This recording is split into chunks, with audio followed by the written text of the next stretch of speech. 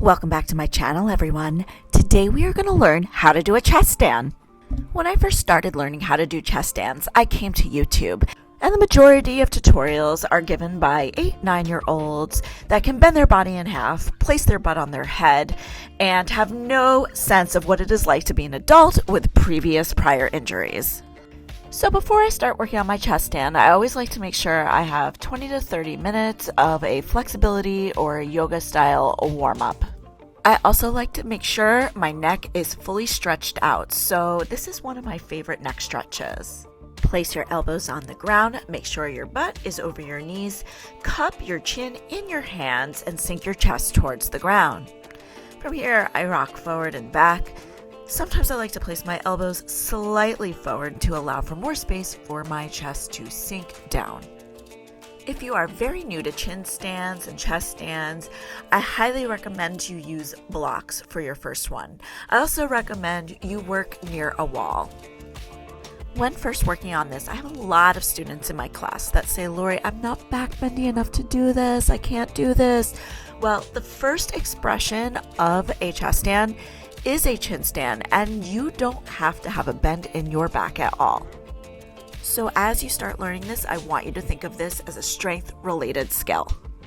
Okay, here we go. I've got my 2 yoga blocks. I'm going to place them on the floor directly under my shoulders, not on top of my shoulders, not my shoulders behind. My shoulders will go on top of the blocks. I like to make an L shape with my hand to frame the yoga block. I set this up near a wall about 2 feet away.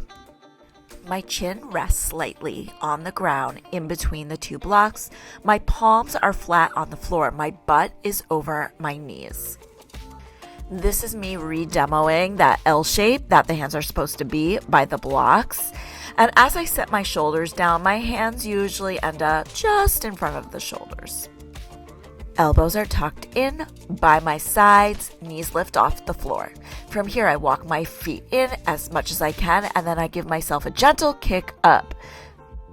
Now listen, you do not have to aim to hit the wall. The wall is a safety net that will catch you if you go too far. You can also use the wall as a tool to help make your chin stand bendier. As you can see, I walk down and I'm using my feet to rock forward and back to help open up my back. But really, if your feet don't make the wall, that's okay. To hold my basic chin stand with the blocks, I'm just pressing into the hands. As you can see, my back was barely bending. It's all strength. When you're done, come on down. To progress, I kept using smaller and smaller yoga blocks until I felt more comfortable and I moved further and further away from the wall. So let's say you don't have yoga blocks or you want to try it without yoga blocks. It is basically the same exact thing, just minus yoga blocks. So I'm still going to practice near a wall just because a wall makes me feel safe. Because I do not have yoga blocks to place under my shoulders will now be on the floor. My palms are still flat, but I try and walk them closer to my waist. Now there is a lot of weight in my chin. So as you kick up, you really need to press with those hands and pull those elbows in to prevent too much weight from going into that chin at once. This time around, whether my legs are straight up or walking down the wall, I'm trying to sink my chest a little further down into the ground.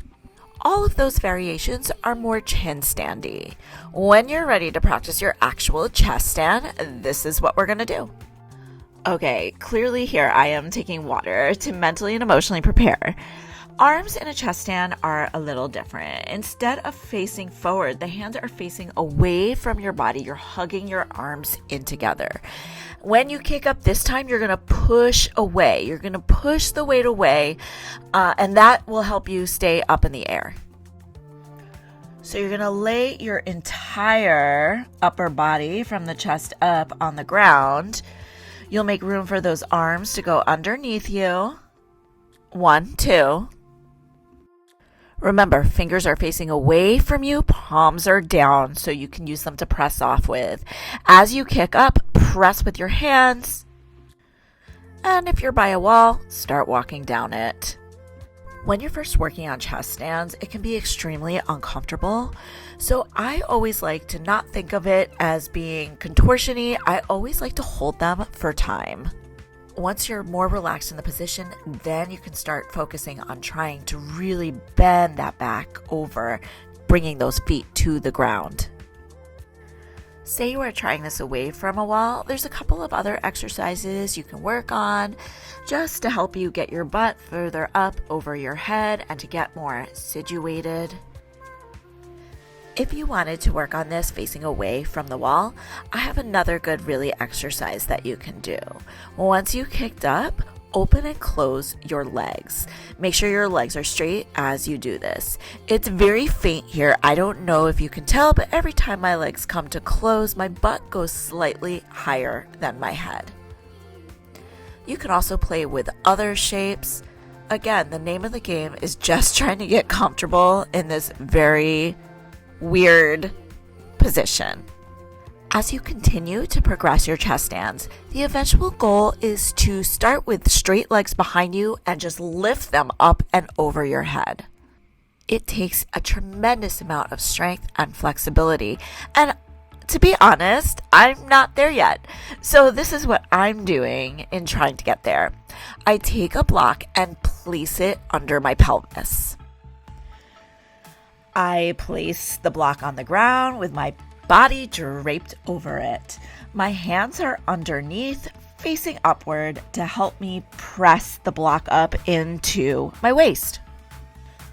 Then I relax my legs down behind me. Now, as you can see, I don't have room here, so I'm going to move it back a little bit. Here we are, much better. So again, remember, your arms are still hugging in underneath you. Your gaze is obviously still forward. Your legs are straight behind you. I take a deep inhale, and as I exhale, I squeeze with all my might, and I lift those legs up and over. Now, there's another way to get into a chest stand that I absolutely hate, and I refused to do it on this day because it was too cold. I'm very sensitive to the weather, and when it's cold, I am just not flexible. But I do have a previous recording, and we'll talk through it as I show it to you. I call this the roll inversion. So I kind of started in a camel pose. My head is relaxed, my neck is relaxed. As I roll, I keep my hands away by my sides until my chest hits the ground, which then I bring my hands into place pushing, and the pushing from my hands is what keeps me up and over. Now, you guys aren't blind. A lot of things can go wrong with this entrance. You can smash your nose into the ground. You can hurt your chin. It's very herky-jerky on the body, which is why I don't like to practice it a lot. And when I do, as you can see, I have a super thick mat here. All of that being said, I have had flexibility teachers that have sweared by this entrance, and this is the main entrance they want you to practice. They think it's the best way to get into your chest stand as quick as possible. So you are welcome to have at it, but you guys, I hate it so much.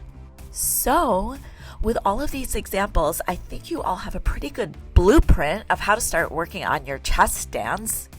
If you have any questions, ask away in the comment section. Also, if you don't mind liking this video and hitting the subscribe button, I would super appreciate it, as it really supports my channel. Until the next time, happy bending, y'all!